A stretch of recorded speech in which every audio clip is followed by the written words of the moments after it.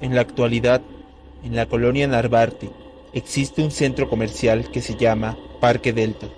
Anteriormente, era un estadio de béisbol, mismo que se utilizó para colocar los cuerpos de las víctimas no reconocidas del terremoto de 1985.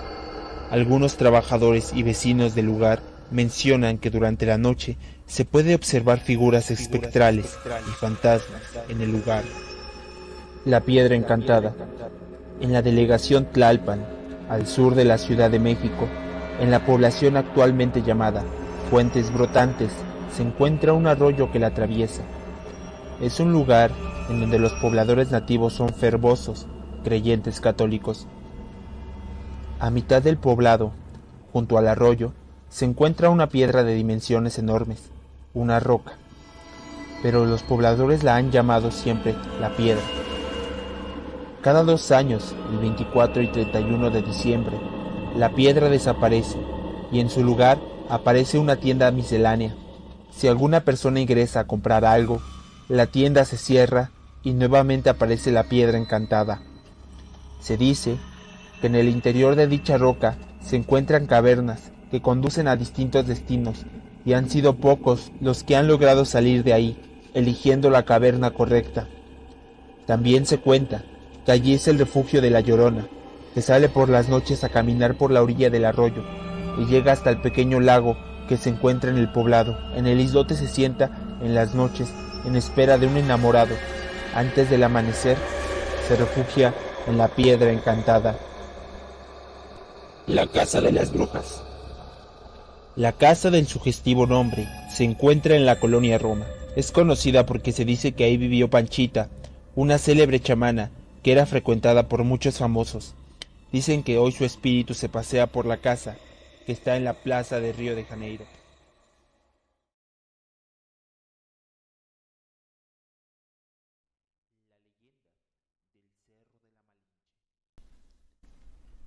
El volcán Malitzin, también conocido como la Malinche, se encuentra entre los estados de Puebla y Tlaxcala en México. Actualmente, este lugar es venerado por todos los lugareños que habitan a las cercanías. El volcán está inactivo y en temporadas de invierno se puede observar desde lejos una espléndida cresta cubierta de nieve. La historia se remota al México prehispánico. El nombre de la Malinche se le asoció debido a la trágica vida y muerte de Malitzin. Esta historia comienza en Coatzacoalcos. Ella era la hija de un cacique, pero al tener su primer hijo varón, el padre decidió deshacerse de ella, vendiéndola como esclava a los indígenas habitantes en Tabasco. Años después, cuando el conquistador Hernán Cortés estaba por esas tierras, la recibiría como un obsequio y en ese lugar se le dio el nombre de la Malinche, debido al mal oído de los españoles. Ella fue una traductora e intérprete entre los españoles y los indígenas. Le mostró a Cortés las costumbres sociales, religiosas y militares de los nativos. Después de esta, los españoles decidieron bautizarla con el nombre de Mariana. Ella vivió con Hernán Cortés, del cual tuvo un hijo. Años después, cuando ella falleció en causas sumamente extrañas y los indígenas nativos se enteraron de lo sucedido, por empatía, aquella que era su hermana en sangre, buscaron una oportunidad en que los españoles salieron a un viaje de exploración. De esta manera, recuperaron el cuerpo de su preciada Malinche. Rápidamente, llevaron el cuerpo a muchos escondites para evitar que los españoles lo retomaran nuevamente. Sin embargo, eran seguidos por las feroces tropas de Cortés, ya que querían recuperar el hermoso cuerpo de aquella mujer. Ante esto, se dieron feroces batallas. Cuando quedaban pocos indígenas defendiendo el cuerpo de Malitzin, estuvieron a punto de rendirse, llegando así a Tlaxcala, donde observaron un gran monte, recordando la leyenda que sus abuelos le habían contado acerca del volcán Ixtaccíhuatl. Llevaron a la Malinche a ese monte. Estando ahí, divisaron en aquel horizonte una enorme cueva y emprendieron el viaje, transportando a la difunta Malinche en uno de los caballos que Hernán Cortés les había entregado a su llegada a Tenochtitlán. Después de un largo camino, llegaron a la cueva, en donde metieron el cuerpo de la Malinche, y al salir, cerraron la entrada con grandes rocas. Muchos años después, los indígenas que acudieron a la laguna de Ahuitlapilco para refrescarse un poco en aquellas frescas y claras aguas, de frente podrían ver cómo en la cresta de aquel cerro se lograba apreciar la silueta de la difunta Malinche. Fue casualidad o coincidencia, pero desde el entierro de la Malinche incrementó las lluvias para las cosechas. Los pobladores comenzaron a correr el rumor que el alma de Malitzin, que habitaba en aquel cerro, pedía lluvia a los dioses para los habitantes del pueblo. Tanto comenzaron a honrarla y a venerarla, que nombraron al cerro Malitzin. Ante estos rumores se llevó el caso de los pobladores que veneraban el cerro de Malitzin a los tribunales de la Santa Inquisición, considerándolo blasfemia, y como castigo era una muerte por tortura a todo aquel que venerase ese cerro. La Inquisición sabía que muchos de los indígenas no les gustaba el nombre de Malinche. Sin embargo, por esta misma razón, nombraron ese cerro para que dejara de ser venerado.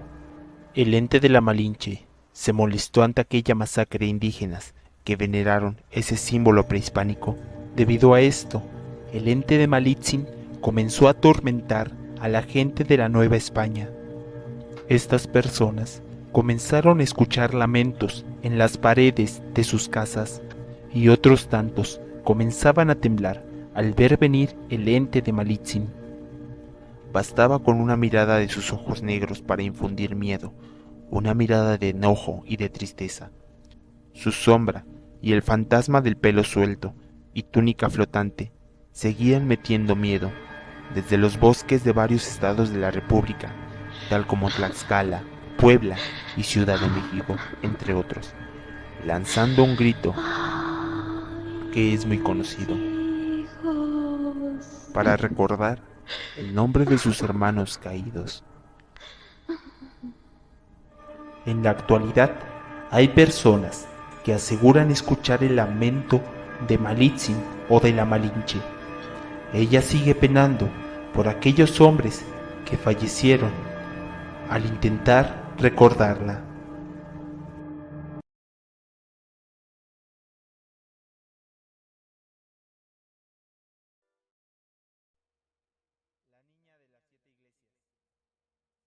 Siendo una noche como todas, pero en especial, esta era una noche un poco más fría, más oscura.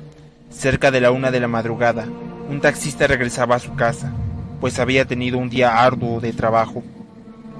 En la calle ya no había gente, pero al pasar frente al cementerio general de la ciudad, se percató que una chica le hacía la parada. Este se siguió, pensando que ya estaba muy cansado y que era muy tarde para hacer otra dejada. Sin embargo, reflexionó, y pensando en su sobrina de 17 años, que fue violada y asesinada 3 años atrás, dijo: «Pobre chica, no la puedo dejar ahí expuesta a no sé qué miserable». Retrocedió su taxi y llegó hasta ella. Tenía aproximadamente entre 18 y 19 años. Al contemplar su rostro, el taxista sintió un frío intenso y cierto sobresalto, al que no le dio importancia, pues la niña era dueña de un rostro angelical, inspiraba pureza, de piel blanca, muy blanca, cabello sumamente largo, era delgada, facciones finas, con unos ojos grandes, azules, pero infinitamente tristes.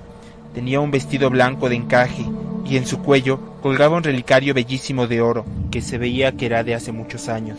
El taxista, acongojado, le preguntó a dónde la dejaba y ella le respondió que quería visitar 7 iglesias de la ciudad, las que él escogiera. Su voz era suave, muy triste, pero dejaba notar un timbre muy extraño, que le dejó una sensación de miedo y misterio. El taxista la llevó a cada una de las 7 iglesias sin replicar.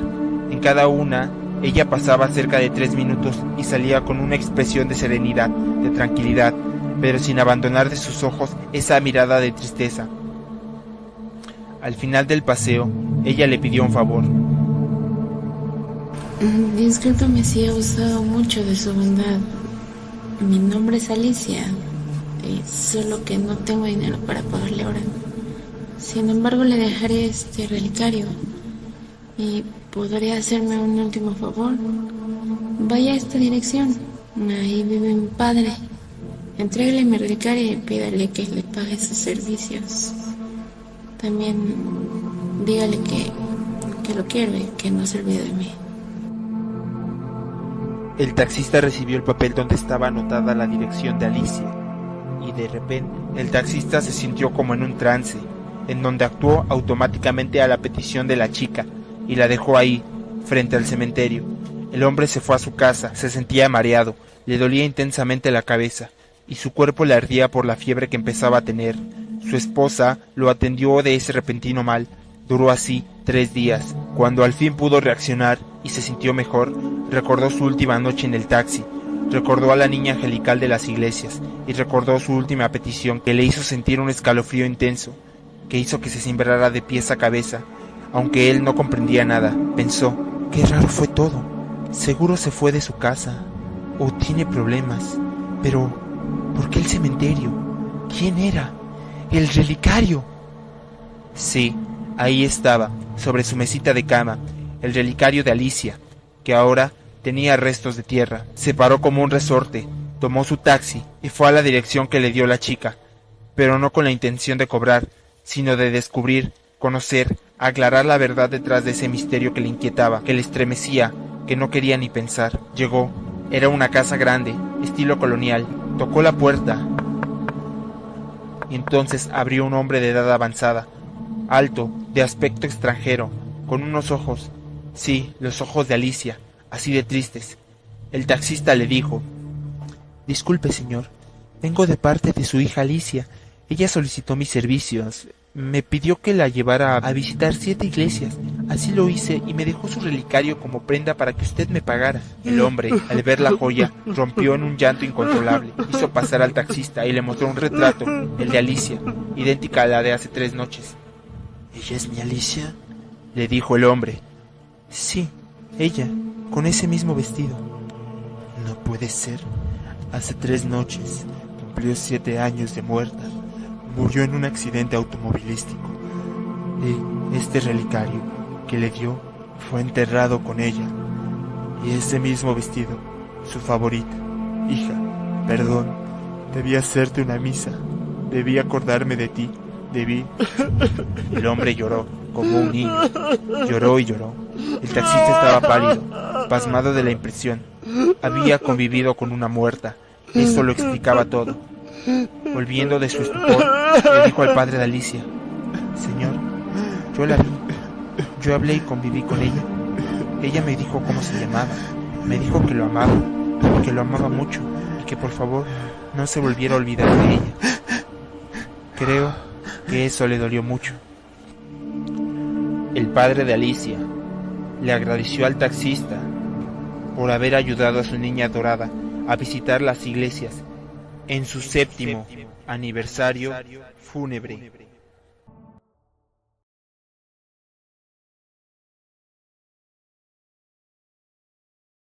Leyendas de Chalma. Las brujas. Desde principios del siglo XX, muchas personas que han visitado el santuario de Chalma comentan que han tenido encuentros con bolas de fuego que tratan de hipnotizarlos. Se cree que se trata de brujas que engañan a los viajeros para causar un daño. Un testimonio de un abuelo llamado Joel cuenta que hace mucho tiempo, cuando era joven, fue junto con sus 2 amigos a una peregrinación. En una morada se detuvieron a comer y se encontraron con un señor alto, vestido de blanco y con un sombrero normal. Este les indicó que cuando terminaran lo alcanzaran, ya que tenía una lámpara para iluminar el camino. Cuando los jóvenes terminaron, corrieron hacia el cerro, pero ya no lo encontraron.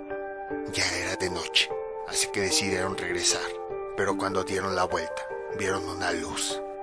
Joel les dijo que ese destello no era del viejo, que mejor regresaran a la morada. Pero cuando se dieron la vuelta, a lo lejos, vieron otro destello. No sabían si era la lámpara del Señor, así que para evitar perderse, optaron por regresar. Repentinamente apareció una bola de fuego grande y Joel les dijo que no la vieran. Pero uno de sus amigos sí la vio y se quedó perplejo. Solo se quedó parado con la mirada perdida, sin poder moverse. Espantados, Joel y su otro amigo tomaron a la víctima y sin ver ninguna otra luz, lo arrastraron hasta llegar a la morada. Cuando llegaron a la localidad, llamaron la atención de todos los presentes. Una señora que estaba ahí vio la situación, se acercó a los jóvenes y con un poco de alcohol logró que el joven hipnotizado recuperara la conciencia. Ahí la señora les contó que todos esos avistamientos, incluido ese señor, eran brujas disfrazadas que querían hipnotizarlos y llevarlos al río para matarlos y devorarlos. Muchos turistas comentan que les llama mucho la atención ver que en varios cerros hay muchas cruces enterradas. Los habitantes de las cercanías comentan que fueron puestas ahí para alejar a las brujas de ese lugar.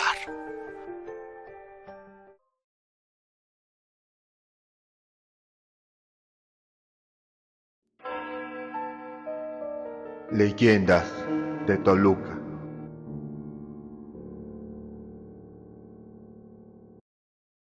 El autobús fantasma. Hace muchos años, en la carretera que conecta Toluca con Ixtapan de la Sal, circulaba un autobús que llevaba en su interior a algunos pasajeros que vestían elegantemente. Sin embargo, ese autobús jamás llegó a su destino. Se cree que en una zona llamada Las Curvas de Calderón, debido a una fuerte lluvia, el autobús perdió el control en una de las curvas cerradas y cayó en un precipicio. Algunos de los pasajeros murieron al instante, otros más quedaron heridos y, aunque pidieron ayuda, no fueron escuchados por nadie, por lo que fueron perdiendo poco a poco la vida. En la terminal de autobuses, el camión jamás llegó. Los pasajeros que estaban esperando su viaje le reclamaron a las autoridades de la tardanza de este, por lo que, extrañados, solicitaron ayuda de la policía para buscar el paradero del transporte. Sin embargo, jamás fueron encontrados los restos. La leyenda cuenta que en esa ruta existe un autobús en buen estado que recoge a las personas que parecen perdidas. El conductor los invita a pasar. Sin embargo, la víctima siente un escalofrío al percibir un silencio inquietante por parte de los pasajeros que están vestidos elegantemente. Poco antes de la llegada a la terminal, el conductor le indica al desafortunado que baje del autobús y que no voltee hacia atrás. Si obedece, escuchará el ruido del motor como si el autobús se alejara. Sin embargo, se dará cuenta que ha desaparecido. Pero si la persona voltea, verá en el interior el estado en el que terminó el autobús al caer al precipicio. Verá los destrozos y los cadáveres ensangrentados de los pasajeros, así como personas calcinadas y desmembradas. En ese momento, su alma pasará a formar parte de los pasajeros por toda la eternidad. El Nevado de Toluca. Este es uno de los lugares icónicos de México. Es el cuarto volcán más alto del país. Su altura es de 4.680 metros. Actualmente es un volcán extinto. En invierno, gracias a la nieve que cae, se pueden disfrutar de las maravillosas vistas. Existen dos leyendas contadas por los antiguos habitantes de la civilización Matlacinca acerca del surgimiento del lugar. La primera de ellas habla de dos hermanos sacerdotes que constantemente disputaban el poder. El mayor causaba guerras, empleaba la religión para calmarlas. Los dioses, hartos del hermano mayor, decidieron acabar con su vida, pero el hermano menor se interpuso y fue a quien lo acabaron. Las deidades enterraron al joven en el bosque y en su honor se formó el cerro de Jocotepec. El hermano mayor aprovechó la situación y ejerció una tiranía sobre los habitantes. Los dioses, molestos, lo llevaron al centro del valle y le abrieron el pecho para que muriera lentamente. El hombre, al tocarse el pecho, sintió como su corazón empezaba a crecer. Arrepentido, le pidió perdón a las deidades, y éstas extinguieron las llamas del corazón, pero siguió creciendo hasta que se transformó en el actual volcán. La segunda leyenda cuenta que un sacerdote llamado Shinan se dirigió al antiguo lago de Metepec, en donde conoció a una diosa, de la cual se enamoró profundamente. Sin embargo, la diosa lo rechazó, pero el sacerdote venía a visitarla todos los días. Enfurecida, la diosa lo castigó, lanzándolo lejos del lago. Shinan, herido de amor, se dirigió al centro del llano, se abrió el pecho y dejó que su corazón se quemara. Entonces, el cuerpo del sacerdote empezó a crecer y a pegarse a la tierra, convirtiéndose en volcán. El hueco de su pecho se transformó en el cráter, por donde manaba el fuego que lo consumía. La diosa, al ver la situación, le pidió perdón y tapó su corazón para que no volviera a sufrir por las llamas del desamor.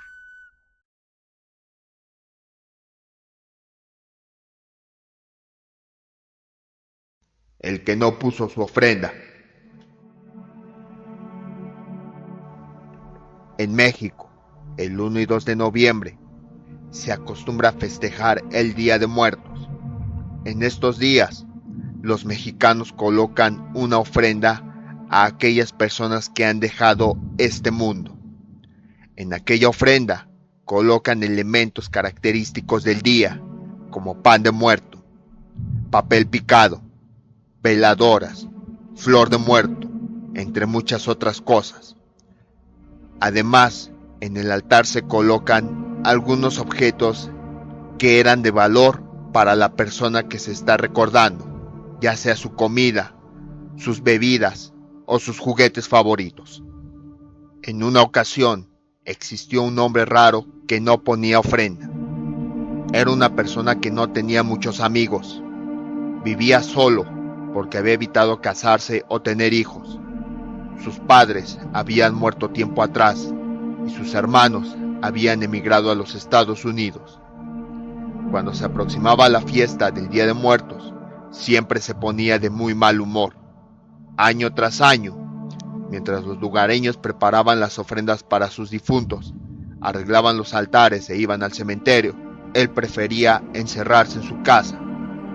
Unos primos suyos le decían que era un deber participar en la fiesta y llevar ofrendas a las tumbas de sus ancestros, pero él se negaba porque no creía en esas cosas. En cierta ocasión, toda la gente andaba muy atareada arreglando los altares y las ofrendas para colocarlas en el panteón al día siguiente, el 2 de noviembre. Pero como las lluvias habían caído tardíamente, en esas fechas el hombre andaba cosechando el maíz de su milpa, por lo que le fue imposible encerrarse en su casa, como solía hacerlo. Ese día salió a trabajar a su parcela antes del amanecer con la idea de no encontrarse a nadie, ya que no quería escuchar que alguien le diese la misma explicación sobre lo importante que era llevar una ofrenda a sus padres y abuelos en el cementerio. Asimismo, con ese propósito, se quedó hasta muy tarde en la labor y fue hasta el ocaso que regresó a su casa con toda calma. Iba muy sigiloso por la vereda cuando empezó a ver que mucha gente caminaba en fila por ese mismo rumbo. Se escondió detrás del matorral para que nadie lo viera. Advirtió que todos iban muy contentos y que en sus manos llevaban ofrendas. Entonces se dio cuenta que no eran personas, sino difuntos, pues reconoció a todos y cada uno de ellos. Primero, unos viejitos que habían sido amigos de su familia. Luego, unas muchachas que habían fallecido en un accidente. Después, sus abuelos. Y así continuó la hilera de puros conocidos que iban muy felices con sus ofrendas de regreso al mundo de los muertos. Al final, pasaron sus padres. Iban muy tristes y llevaban en sus manos cargando unas piedras, porque no llevaban ninguna ofrenda. La escena de haber visto las ánimas de sus padres tan tristes lo afligió mucho, y al percatarse de su error y egoísmo, fue corriendo a su casa a preparar una ofrenda, pero ya era demasiado tarde. Tendría que esperar todo un año para que los difuntos volvieran al mundo de los vivos. Entonces, se cuenta que fue tanta la angustia que este hombre sintió durante varios días, que murió de tristeza.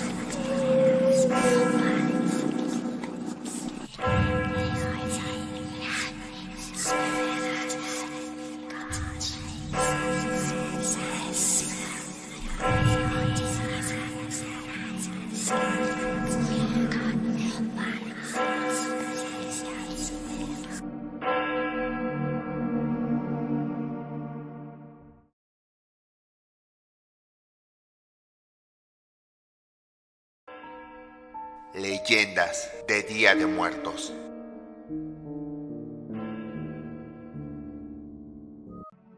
Las puertas del mundo de los muertos. Semanas antes del Día de Muertos, cada año ocurre un fenómeno inexplicable. Después de un verano caluroso, cada 29 de septiembre se empieza a sentir un clima frío que nos recuerda el Día de Muertos. Existen muchas leyendas que relatan que esto se debe a que ese día es la fecha en que se abren las puertas del mundo de los muertos, y las corrientes de aire que se sienten son originadas por las almas de los difuntos que regresan a nuestro mundo. Muchas personas cuentan que han notado que, a partir de ese día, los fenómenos paranormales aumentan en sus casas considerablemente. Incluso se cuenta que en los sembradíos a altas horas de la noche se pueden apreciar luces y sombras que merodean en los terrenos. Desde la antigüedad se cree que el 29 de septiembre se abren las puertas del Mictlán para que las almas empiecen a bajar a nuestro mundo y así disfruten de la temporada del Día de Muertos. Por esa razón, aunque las celebraciones comienzan el 1 y 2 de noviembre, en realidad casi todo el mes de octubre se tiene la sensación de que es la temporada del regreso de los difuntos. En el estado de Hidalgo, el 29 de septiembre, se realiza la fiesta de San Miguel Arcángel, ya que se cree que éste abre las puertas del cielo para que las ánimas empiecen a descender. Permanecerán en nuestro mundo hasta el 30 de noviembre, el día de San Andrés. Para celebrarlo, en muchas casas, desde temprano, rocían las puertas de sus hogares con humo de copal para pedirle permiso a San Miguel Arcángel para que abra las puertas del cielo y les dé permiso a los difuntos de que visiten a sus familiares. Enseguida, las personas colocan la primera ofrenda en una mesa pequeña. Es un altar pequeño en el que colocan tamales y café principalmente. Además, se puede colocar algunas bebidas, algunas flores y algunos objetos personales del difunto. En otros sitios, la ofrenda también se dedica a la madre tierra, al maíz y a la cosecha, para agradecerle a la naturaleza que les otorgó los productos que emplearán en las fiestas y para pedirle que el próximo año vuelvan a tener cosechas abundantes. Esta ofrenda se la dedica principalmente al maíz, debido a que es el alimento principal que se usa en la mayoría de los platillos que se colocan en la ofrenda. En muchas casas, a partir de ese día, en cada una de las ofrendas que construyen, colocan el tamal de ceniza, el cual está hecho de cenizas de tortilla quemada, que representa el polvo en el que los cuerpos se convierten una vez que el alma se separa de ellos.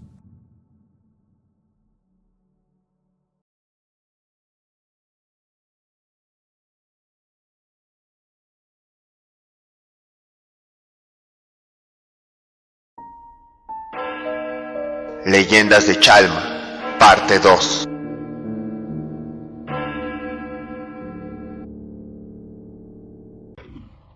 Los huesos. Muchos peregrinos comentan que entre los caminos de Chalma se puede percibir una extraña sensación de misticismo y energía proveniente de los árboles pertenecientes al bosque. En medio de los árboles se aparece un anciano vestido con huaraches y ropas desgastadas, que porta un sombrero y una larga barba. El viejo lleva un costal, el cual va cargando en su espalda, y al encontrarse con los peregrinos, les pide ayuda para que lo carguen por él. Las personas que deciden ayudarlo relatan que al colocar el costal sobre su espalda, sienten un extraño cambio en el ambiente, ya que esa energía desaparece y un frío intenso y desolador se apodera de su cuerpo.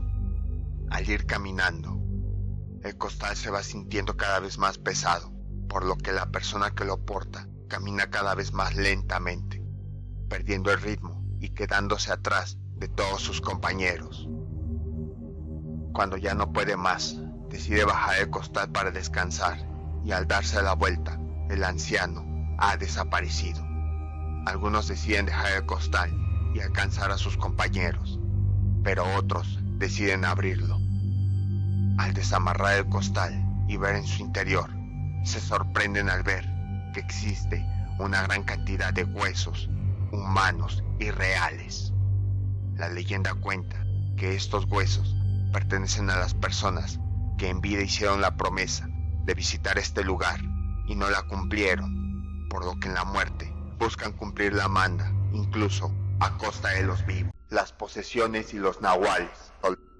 En Malinalco existe un panteón en el que los habitantes de la región entierran a sus difuntos. Sin embargo, también se cuenta una gran cantidad de historias acerca de extraños sucesos que ocurren en el lugar. Se cuenta que en una ocasión, un grupo de jóvenes ingresaron a altas horas de la noche al camposanto. Poco después, el silencio de las calles fue interrumpido por un grito desgarrador provocado por los mismos jóvenes, ya que habían sido poseídos. Una chamana del lugar pudo sacar al mal que tenían, y los chicos regresaron a la normalidad. Los pobladores cuentan que han existido otros casos de posesiones. En otra ocasión, un grupo de jóvenes se dirigió hacia un barranco y repentinamente empezaron a gritar. Los vecinos se dirigieron corriendo y se dieron cuenta que tenían ojos blancos y que, mientras hablaban en un idioma desconocido y con una voz ronca, vomitaban un extraño líquido. También comentan que sus cuerpos se estaban retorciendo de una forma extraña. Los habitantes de la región comentan que en ambas posesiones ocurrió algo similar.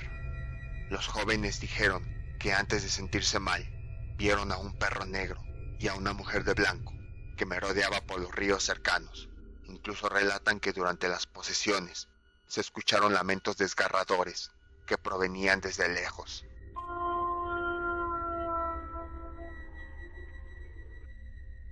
Se cree que estas posesiones fueron hechas por los nahuales, que se disfrazan de perros negros para acercarse a sus víctimas.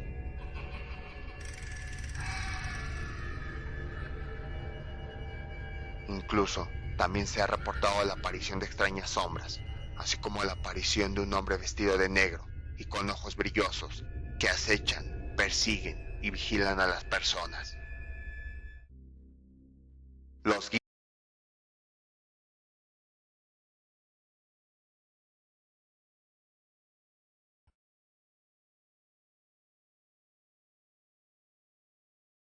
Pino Suárez. En el libro de Fantasmas de la Ciudad de México se encuentra el testimonio de un empleado del metro que tuvo la oportunidad de ver a un indígena fantasmal llorando en las vías entre Pino Suárez y Zócalo. Viaducto. El 20 de octubre de 1975 ocurrió un choque de trenes en la estación Viaducto.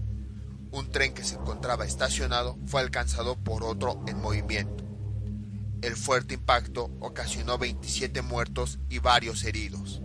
Hay quienes aseguran que fue un autosabotaje del sistema de transporte colectivo, ya que querían demostrar que era necesaria la instalación del piloto automático. Sin embargo, lo único que se quería ocasionar era un leve choque entre los trenes. No se pretendía ocasionar la tragedia que sucedió en aquel día. Las personas que viven en los alrededores de esa estación aseguran que en el aniversario del trágico accidente se puede escuchar a altas horas de la madrugada gritos y el sonido de una locomotora fantasma. Las personas que han sido lo suficientemente valientes para asomarse aseguran que han visto el alma en pena de las personas fallecidas en ese accidente. También aseguran haber escuchado lamentos desgarradores. Estación Consulado. Existe un video en la red en la que se pueden escuchar lamentos y chillidos en esta estación del metro. También se pueden ver luces y destellos que no se sabe de dónde provienen.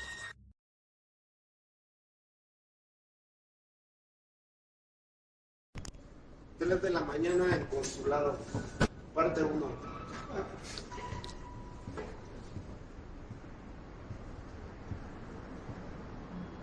Cuidado los gritos.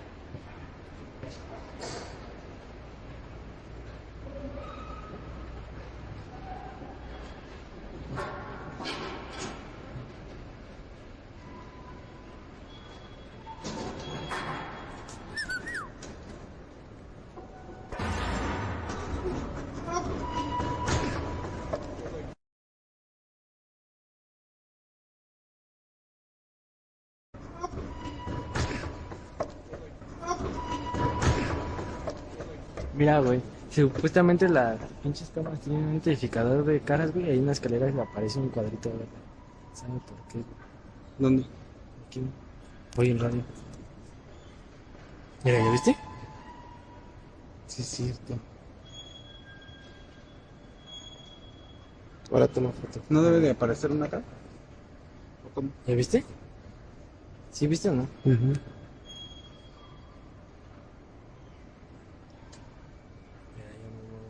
¿Quién tiene el radio? Estás ahí arriba. Mira, ¿ya ves cómo lo vuelve a aparecer ahí? Toma foto. Toma foto.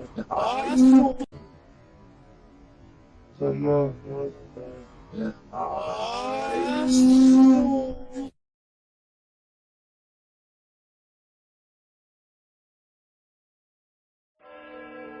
Leyendas de Chalma.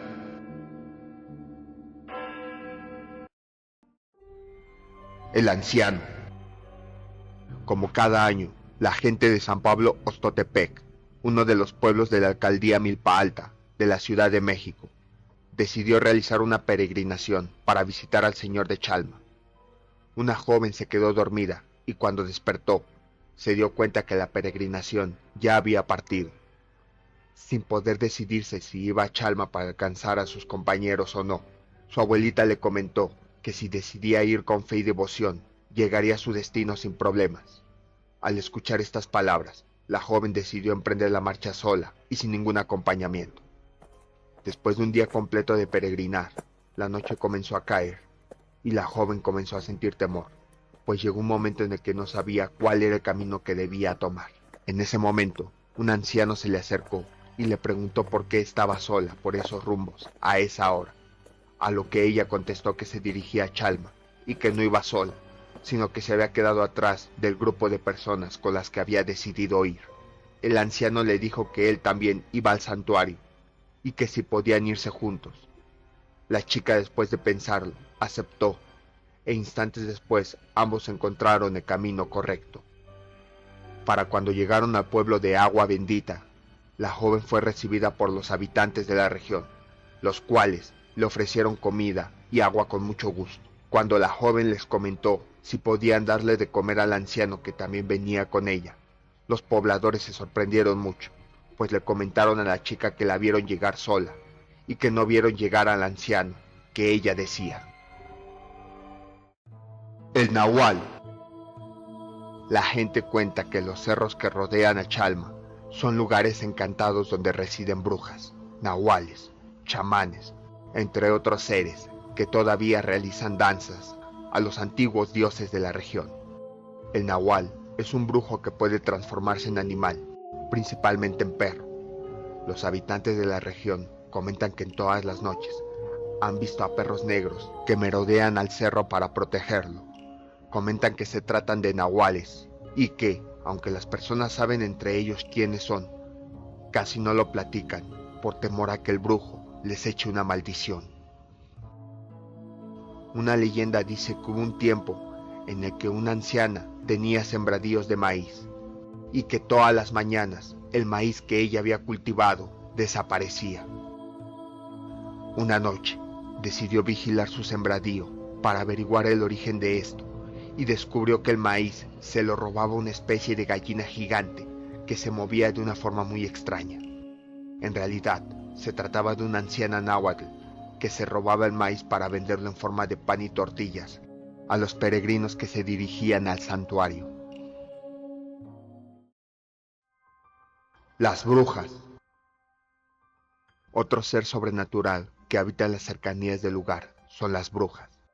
Algunos habitantes de la región empezaron a hacer rituales para atraer su presencia, para que los ayudaran a resolver sus problemas. Hubo una época en la que las brujas que merodeaban el santuario eran tantas que una noche se manifestó una aparición.